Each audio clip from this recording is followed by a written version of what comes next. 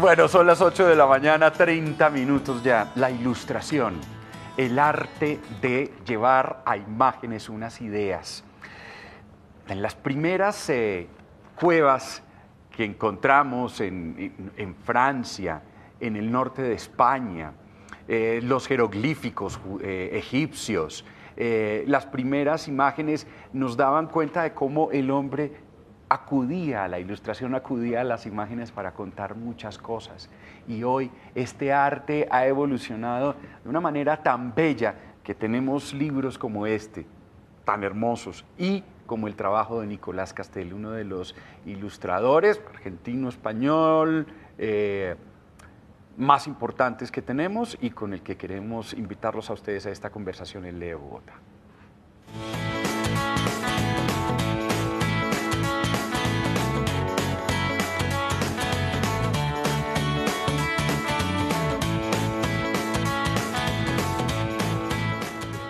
Nicolás, hola, buenos días. Hola, ¿qué tal? ¿Quieres café? No, estoy bien. No, está bien así. Tranquilo. Ya perdiste por completo el acento argentino, ¿no? Bueno, no sé, depende de con quién me junte, se me pega más. Si estoy con amigos argentinos, se me pega más el acento. Si estoy con amigos de Granada y en Andalucía, se me pega más. Granada, hace mucho tiempo Sí. vives en Granada. En Granada. ¿Cierto? En Granada, sí. La tierra soñada por mí. Sí. Bueno, y son varios los trabajos que has realizado, no solamente en tu página web, que es bellísima, los invito a que la visiten, Nicolás Castel, ¿no?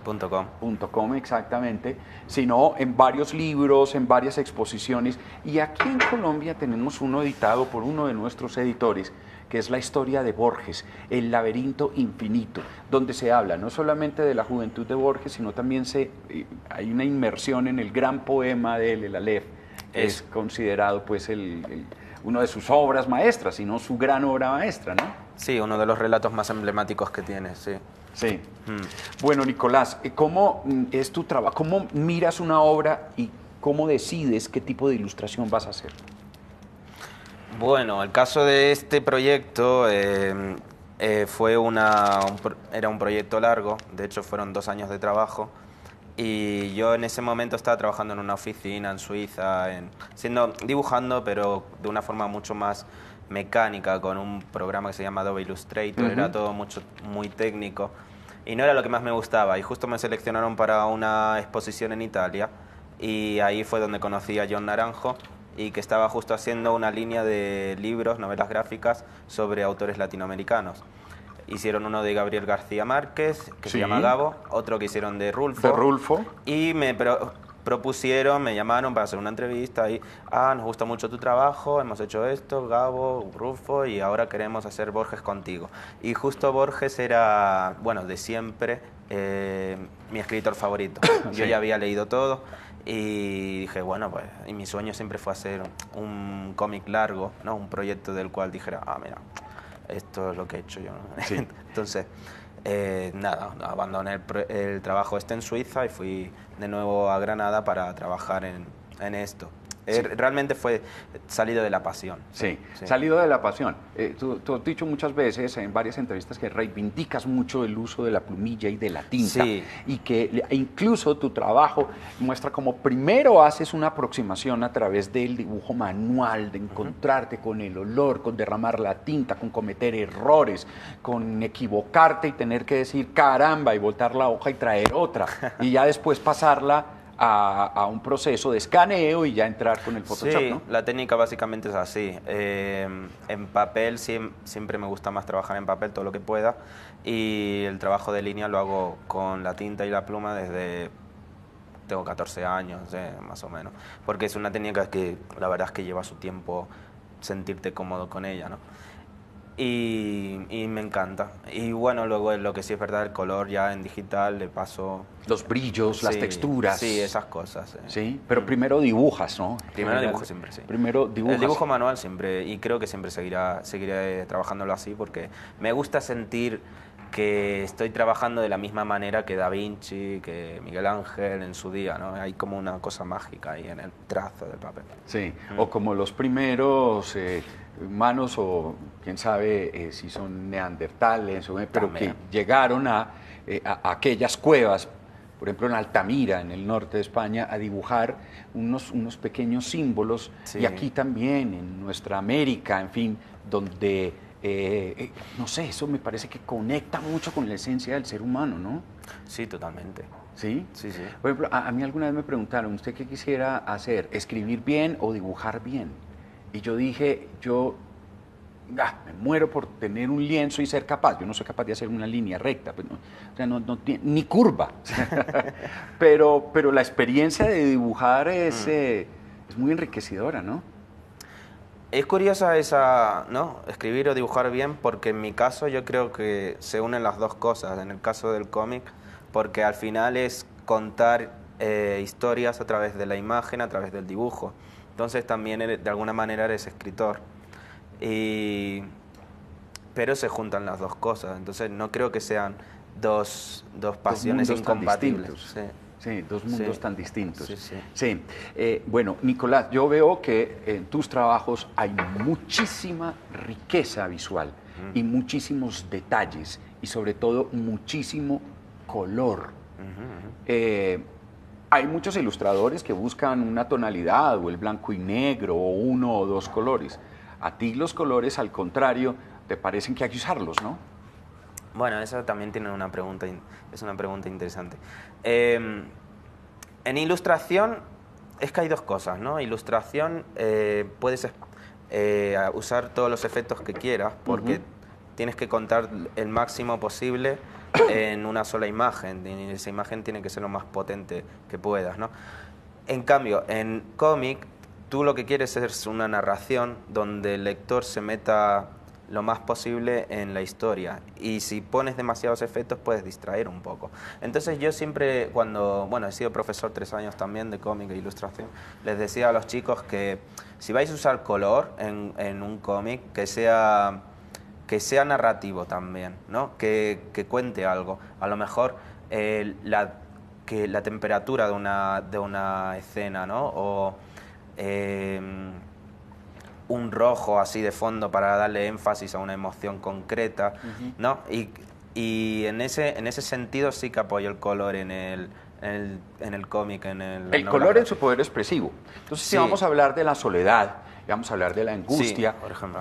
como por ejemplo en este caso de Borges, era una persona, un muchacho que se estaba quedando ciego, ¿no? Y que recorre pues diferentes Por ciudades. ejemplo, los tonos grises de acá. Entonces usas los tonos grises. Estos tonos que son más azulados, más grises, pues era para reflejar esa mañana fría donde Borges cogía el tren para Drogué y no solo tenía que ser una atmósfera así fría, sino también quería reflejar el estado de ánimo de Borges porque se subía al tren a Drogué porque se quería matar. Se había comprado un revólver y tal porque estaba totalmente deprimido en ese momento de su vida. Y bueno, entonces reflejar ese tipo de emoción con el color también, si puedes. Sí. Entonces el color no. ¿Y te da miedo el uso, las combinaciones de colores, o eres de la teoría de que en la naturaleza se combinan todos los colores sin ninguna teoría del color y que todos funcionan? Bueno, al principio, bueno, el color, yo fui una persona que se introdujo tímidamente al color. No sé por qué, pero siempre era dibujado en blanco y negro cuando era estudiante, ¿no? Es que ahí está, es que yo veo muchos ilustradores jóvenes y utilizan solamente Blanco muy y monocromáticos, negro. Sí. como que el color todavía no le entran del todo. A Claro. veces no sé si hay desprecio o miedo. Y en mi caso, a lo mejor era un poco de... Yo creo que era más miedo que otra cosa, porque no me sentía en un terreno que no controlaba. Y los primeros trabajos en color que hice siempre eran muy con tonos tierra, ¿no? Porque es lo más fácil. Cuando no sabes muy bien cómo controlar el color, tiras de ensuciar el color y por eso salen los colores tierra, que son como más aburridos.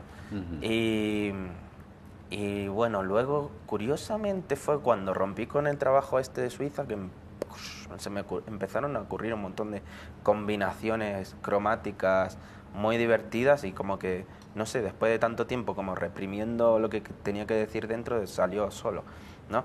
Y bueno, fue una cosa así, de los últimos... Pero yo diría que evolucioné con el color en los últimos 4 años, antes no no lo había trabajado tanto. Y eso viene entonces de una necesidad interna, eso no se Puede programa. ser, puede ser. El color es más emocional que el dibujo. El dibujo es muy intelectual.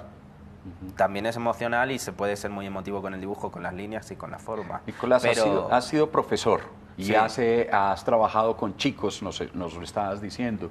Y esta entrevista, si no la están viendo en este momento, la van a ver a través de nuestras plataformas posteriormente en Facebook. Y va a haber muchos muchachos que están en ese momento de la decisión de si hacer una de estas carreras o no. ¿A ellos qué les dirías? Si realmente es lo que tienen dentro, lo que sus cuerpos les pide, que vayan sin ninguna duda. Pero que sepan que es eso, es un trabajo arduo, que tienen que ser consecuentes y como la competición es tan grande, solo si realmente es tu pasión y es lo único que tú te planteas hacer en la vida, vas a llegar a poder vivir bien de Hay que ello. pasar muchas pruebas, ¿no? Sí. Muchos momentos en los que dices, dejo esto y me voy a vender naranjas a la esquina. Sí, hay momentos de frustración, está claro, porque cuando tú haces una obra artística es muy difícil diferenciar lo que eres tú de tu obra. Entonces la gente va a juzgar tu obra y tú te vas a sentir que te juzgan a ti, porque te implicas emocionalmente 100%. Entonces a veces es complicado. Pero eso es inteligencia emocional también. Bueno, hoy yo te iba a decir, bueno, tú creciste, pues eres latinoamericano, pero creciste o has tenido una vida muy grande en Europa. Desde los 6 años. Desde los 6 años. Entonces, pues yo pensé desde los 5 incluso. Es decir, una vida en Europa con mucho tiempo, pero de alguna manera puedes conocer los dos medios. Por lo menos, ¿se puede vivir como ilustrador para esos muchachos que nos están viendo? No, por supuesto, y se puede vivir muy bien. Se puede hacer dinero con ello. Pero eso, tienes que ser constante, o sea, nunca olvidarte de disfrutar, de dibujar, del niño que tienes dentro, de la razón por la que estás haciendo esto y pasártelo bien siempre. Y luego la constancia trabajando y constancia también compartiendo tus cosas en las redes, que yo gracias a eso tengo trabajo, gracias a... El niño que tienes dentro, ¿hasta qué punto permites al Nicolásito No, todo niño? lo que pueda, todo lo que pueda. Todo el tiempo, pero después viene un Nicolás adulto que dice, ojo, que bueno, esto tampoco está colgado del cacho de la luna. Bueno, a veces me pasa igual. ¿Ah, sí? Cuenta. No sé, sí, tienes que alimentar mucho esa parte lúdica, ¿no? El Calder, este artista, ¿no? Que jugaba con su circo y luego con sus esculturas móviles. Todos los artistas tenemos que cultivar mucho esa faceta porque es la más imaginativa, la que más te permite jugar, improvisar y crear en resumen, sí.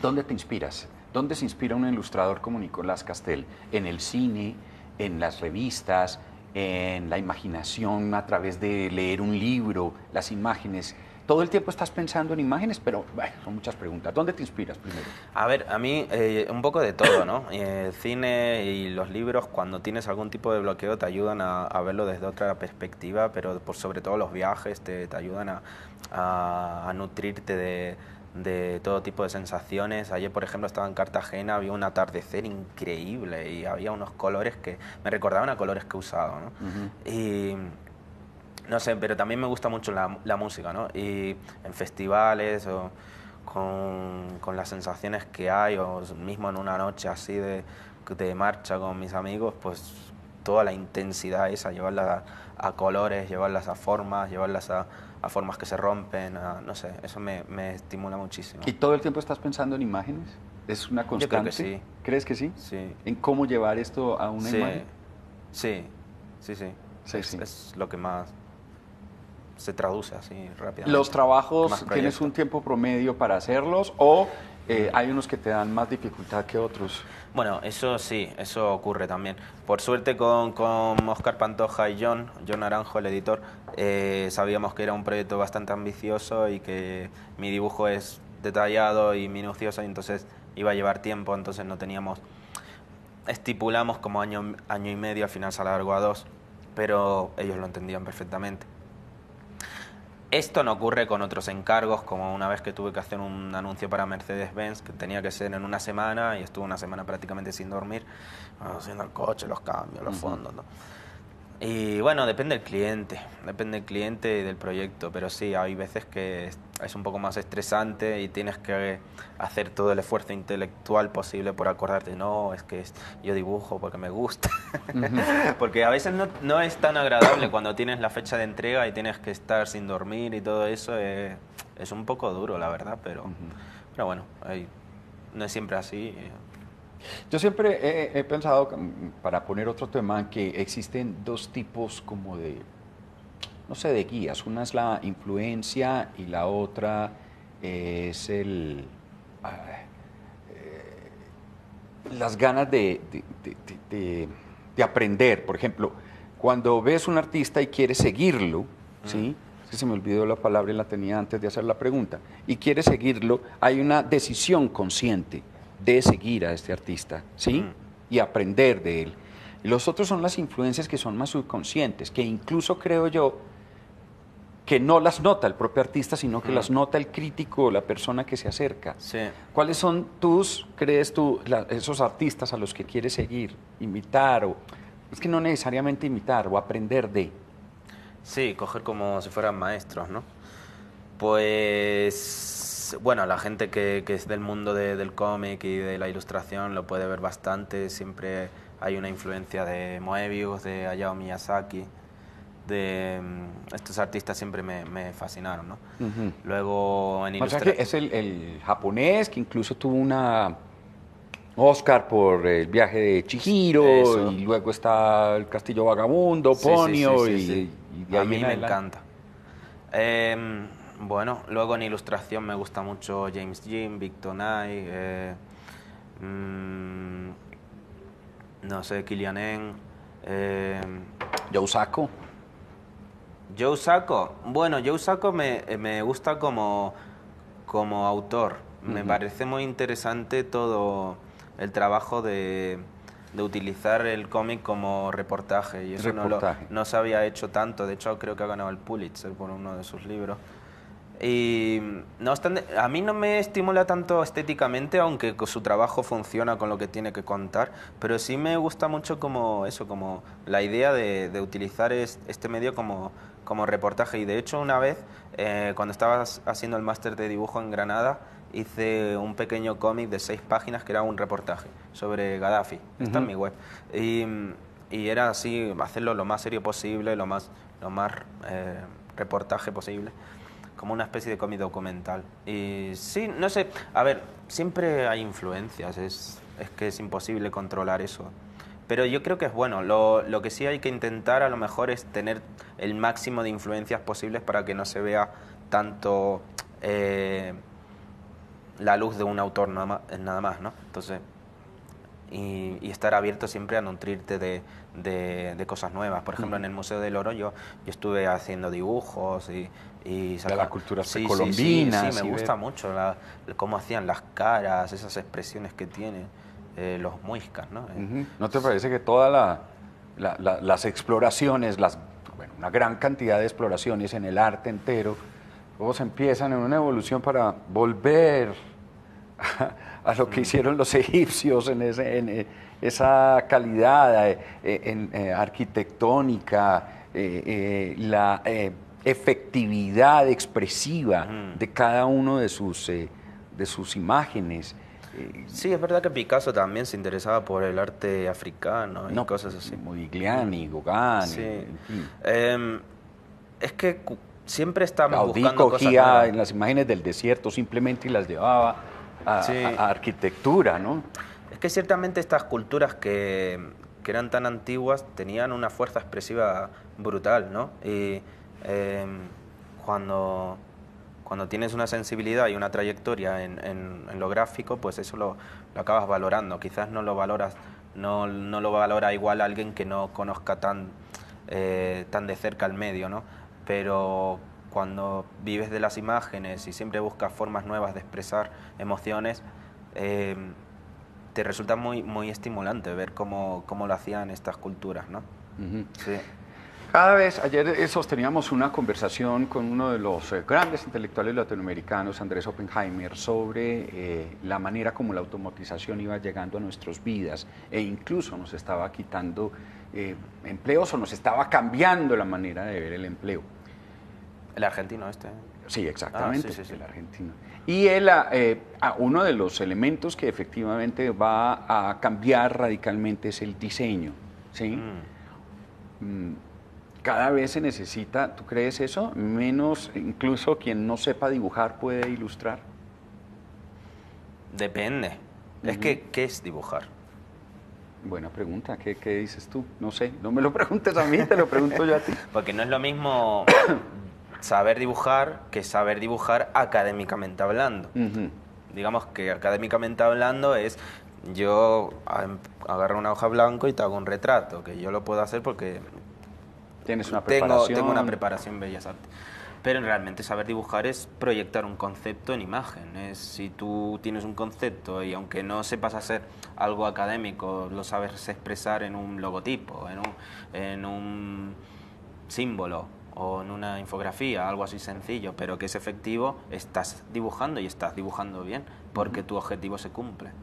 Entonces, miren ustedes, ahí está, todas estas posibilidades que tienen ahora la ilustración, los muchachos que están siguiendo estas carreras y yo no sé si un auge, pero sí he visto más una confianza de los editores por las obras y las novelas gráficas. Y yo confieso, por ejemplo, que soy tan tradicional y tan educado en la literatura, tan del mundo de Gutenberg, ¿no? Pero eso ha sido mi experiencia personal. Cuando a veces me enfrento a obras gráficas, me cuesta muchísimo trabajo porque es otro lenguaje, completamente distinto, ¿no? Pero, ¿por qué crees tú que los editores y que se están vendiendo más obras gráficas ahora? Yo bueno, no sé. Básicamente, ¿crees que eso es cierto?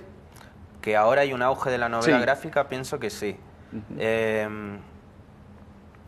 A ver, el término novela gráfica nace con Will Eisner, creo, allá en los años 50, cuando hizo Contrato con Dios, que es una novela de un tono autobiográfico.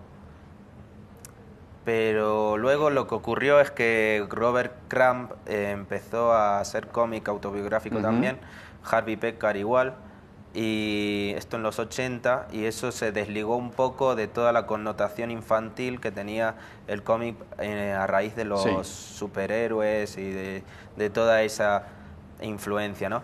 Y luego vino Daniel Clowes y Chris Ware, que hicieron un tipo de novela mucho más psicológica, y ahí empieza a hacerse esto, ¿no? Que es totalmente distinto a las entregas por fascículos. Novela gráfica es un tomo, no va a ser una serie, ¿no? Entonces, ha sido un proceso de varios años, diría yo.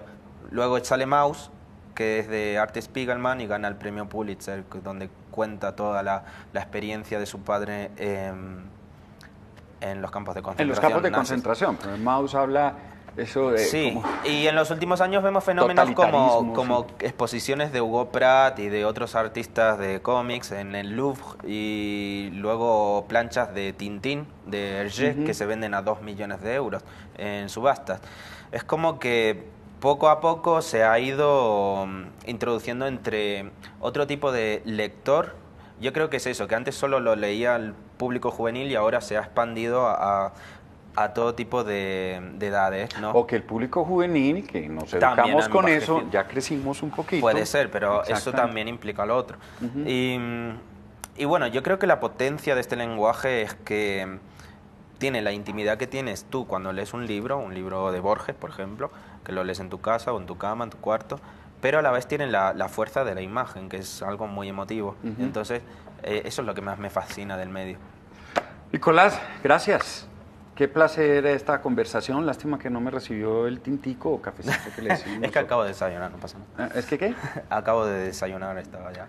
En Colombia eso no importa. Después de desayunar se toma un café. El café que siempre. Caramba. Gracias, Nicolás. Bueno, gracias. Bienvenido. Sé que va a estar un tiempo aquí en Colombia. Sí, sí, hasta el viernes. ¿Viene a hacer unos cursos? Sí, sí, más conferencias. Hay una presentación del libro en Santo y Seña a las 6:30 el miércoles. Allí en Chapinero Alto. Sí. Sí, exactamente. En la librería. Miércoles Mañana, 6:30. Sí. Mañana a las 6:30. Sí. O sea, nos encontramos. Nicolás Castel, de Bogotá, con este libro maravilloso. Borges, también escrito, hay que darle mucha fuerza a Óscar Pantoja, quien hizo los textos y también hizo parte importante idea de esto. Señores, muchas gracias por habernos acompañado hoy.